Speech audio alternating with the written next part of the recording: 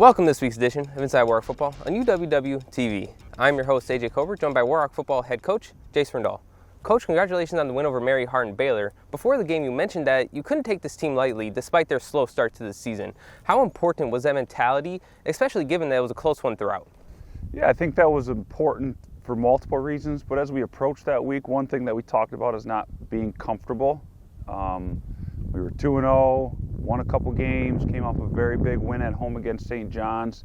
A lot of distractions traveling down to Texas, then put on top of that a 3-hour delay. So I think the message at the beginning of the week was very fitting for how the game played out, and we knew they were a good program, great program.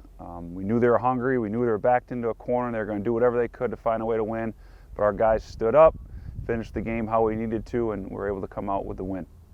This past week was a bye week for Whitewater. What goes all into a bye week, and how is it different compared to a week where there's a game on Saturday?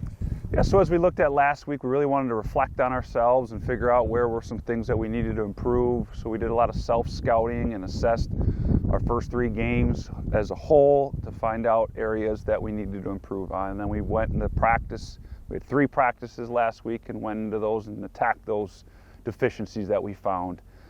Then yesterday, with the WIC started, we moved the chapter to our next opponent and started pushing forward for them.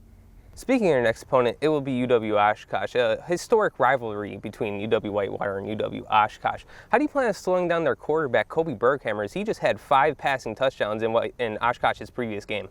Yeah, he's the best quarterback that we've faced so far, without a doubt. We're familiar folk for him. We played him. He started since his sophomore year, so there's a lot of familiarity there and nothing but respect, and he's a huge, huge part of their team and their offense. So it's going to be a collective effort from the D-line to the linebackers to the DBs. When we get to the quarterback, we've got to make sure we can finish and get him on the ground because he is very athletic and elusive. Well, thanks for your time, Coach, and we'll see you next week. All right, thanks, AJ. This has been this week's edition of Inside Warhawk Football on UWW-TV.